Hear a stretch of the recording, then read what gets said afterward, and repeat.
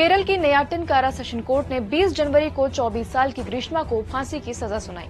ग्रीष्मा केरल की सबसे कम उम्र में मौत की सजा पाने वाली महिला बन गई।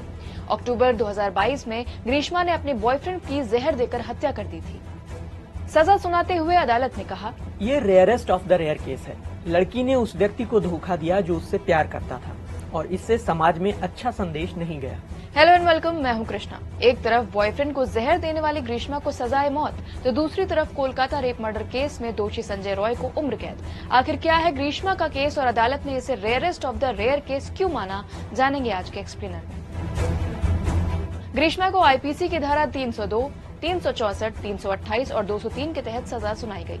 धारा 302 के तहत दोषी को हत्या के जुर्म में अधिकतम सजा मृत्युदंड मिलती है।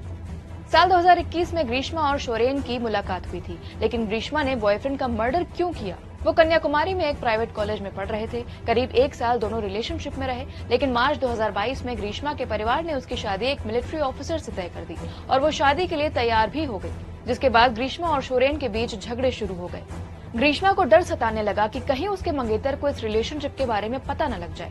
केरल के अखबार मातृभूमि के मुताबिक ग्रीष्मा की कुंडली में दोष था कि उसके पहले पति की कम उम्र में मौत हो जाएगी, तो ग्रीष्मा ने शोरेन को पहला पति मान उसे मारने की साजिश रची।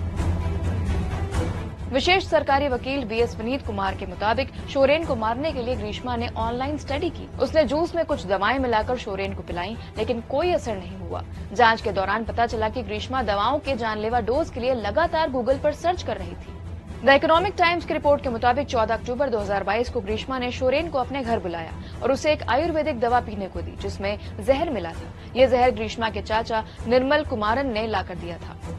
इंटरनल ऑर्गन डैमेज होने और दिल का दौरा पड़ने से 25 अक्टूबर 2022 को शोरेन की मौत हो गई। मरने से पहले शोरेन ने अपने दोस्त से कहा कि ग्रीष्मा ने उसे धोखा दिया और जहर देकर मारने की कोशिश की। 31 अक्टूबर 2022 को ग्रीष्मा की गिरफ्तारी हुई। कोर्ट ने सभी तर्कों को खारिज करते हुए कहा, ग्रीष्मा ने बहुत सोच समझकर शेरोन की हत्या की, इसलिए उसे पूरी सजा मिलनी चाहिए।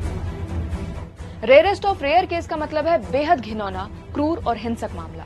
कोर्ट किसी भी केस को रेयरेस्ट ऑफ रेयर कहने के लिए 2 तरह से तुलना करता है। पहला, क्राइम टेस्ट, यानी जुर्म कितना गंभीर है और क्या यह किसी प्लानिंग के तहत किया गया है। दूसरा, क्रिमिनल टेस्ट, इसमें जुर्म करने की सिचुएशन को देखा जाता है। कोर्ट का तर्क है कि ग्रीष्मा ने शोरेन को मौत से पहले भयानक दर्द पहुंचाया।